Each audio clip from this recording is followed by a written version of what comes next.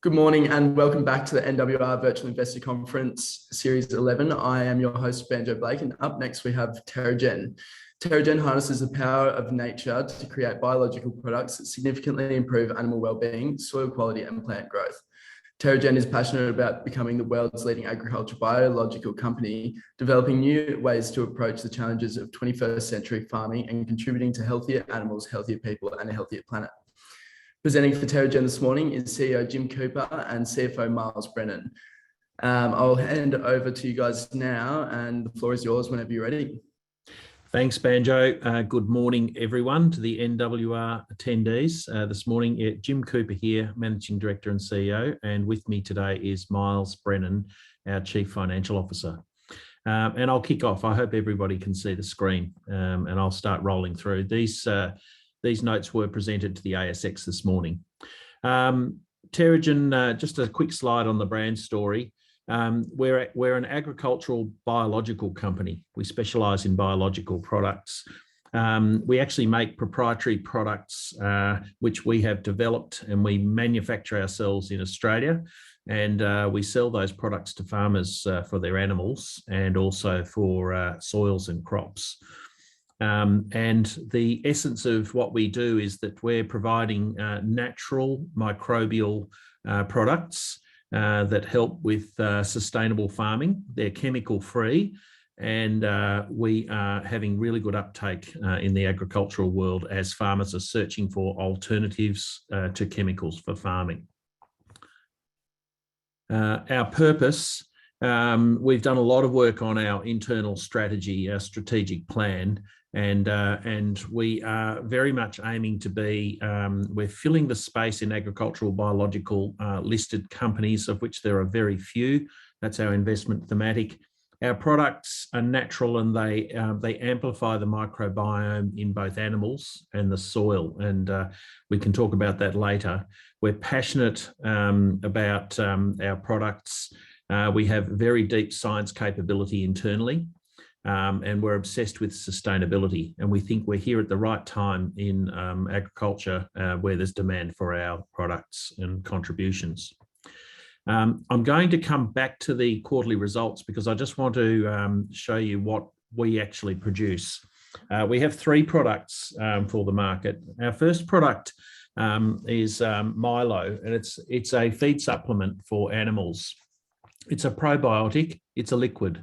And calves take our product from the first hour of their lives, and for the first 80 days of their lives, they take our supplement with milk and with their feed. And we have university studies showing that they actually they grow faster, they put on weight more quickly, they're healthier, and they have less sickness. And there's a very good productivity result for the farmers. For calves, and all of our results were backed up by University of Queensland independent studies 3 years ago, and we do have further results that have come through more recently from a Victorian research farm called Ellenbank. So first product is for calves, and they take 10 mils of the liquid each day as a feed supplement. The second product that we have is for cows and for mature cows, and this is the sales for the mature cow market is the main generator of our annual recurring revenue. I should also say, if I go back to the calves, we have approximately each year about 10% of Australian calves take our product. We're very proud of that market share, given we're a biological product pioneering an alternative for farmers. For mature cows, we also supply Milo. It's the same dose rate, and the cows take the product while they're being milked, 10 mils per day into their feed that they eat while they're being milked. We have a 3.3% milk increase in production for the cows that take Milo each day. And it's also very good for their health. And one of the major measures of health of dairy cows is the somatic cell count in the milk. And it's a signpost to how healthy their udders are. And we reduce the somatic cell count by up to 38%. Farmers using our product around Australia, we have around over 4.4% of the Australian herd is on our product each day, and the driver for farmers is the productivity improvement and the health benefits that they get for their cows. Our sales team do actually use a productivity return on investment, and for the mature cows, it's $92 per cow. I'll move on to the next product, which is our soil conditioning product. It's a biological product. These are live microbes. It's a liquid sprayed onto soils by farmers, by spray equipment, or applied by aircraft. Greatland was our original product. It's used for pastures, dairy farm pastures. It's used in the viticulture industry. It does have great application in many other cropping products, but we're focusing very much on the dairy pasture market and also viticulture. But we do have independent studies that show that the pasture that's grown with Greatland is up to 16% more in volume than if there's no treatment with Greatland. I'll come back now just to the results for the quarter. So the results that we announced in the March quarterly results, which came out last week, annual recurring revenue is a total of 2.15 million for the quarter, and that's made up of recurring revenue from our mature cow customers and also the calf customers, making up the total of 2.15. The mature cows that are on Milo each day, 60,320 cows, is a slight reduction on the previous quarter, but that represents a 4.4% market penetration. We have, as a company, been spending a lot of time meeting with our customers and ensuring they understand the technical results they should be receiving after they use our product. And so I do say that even though the numbers of animals on Milo each day has slightly dropped, it's a very high quality number compared to a year ago. Normalized cash burn was 1.1 million, which was a reduction of 35% on the previous quarter. We've got cash reserves at 31 March of $8 million. You can see the gross margin there. It's quite a good gross margin. And the churn rate, which is the measure of the number of herds of dairy cows in Australia on our product, has churned by 12.3%. We did lose some herds, but we also put on a higher number of herds than we lost, and we're spending a lot of time going out visiting those farmers and ensuring they understand the sort of the technical sale and the expectations of what they should see when they use our product. Just some bar graphs on sales. We were impacted with a changeover of the sales team in Q1 and Q2 last year. So we have basically a new sales team in place. And for most of last year, we were locked down and unable to visit customers. So sales were lower in previous quarters, but we were very pleased to report in the March quarter this year that the sales have started to increase again. The Milo sales, which is our main contributor to revenue, was pleasingly up by about 4% on the previous corresponding the previous quarter, and pleasing to see that sales of Greatland for soil has kicked up again now, as farmers in particular are looking for treatments for their pastures to substitute for very high urea nitrogen fertilizer. I'll keep moving on because I'm under time pressure, and I will move down now into talking about the rest of Terragen's operations. We have very strong scientific capability internally. We've been operating since 2010. We have 12 scientists internally. They are based in Queensland, in Coolum. And our process is they have actually developed our products and they're continuing to refine them. And when we want to establish whether the products work, we do go to independent universities and research stations. We have actually just completed research on our product for animals, Milo, and we have proven that Milo now reduces methane in cattle, for dairy cattle. We're very pleased with that result.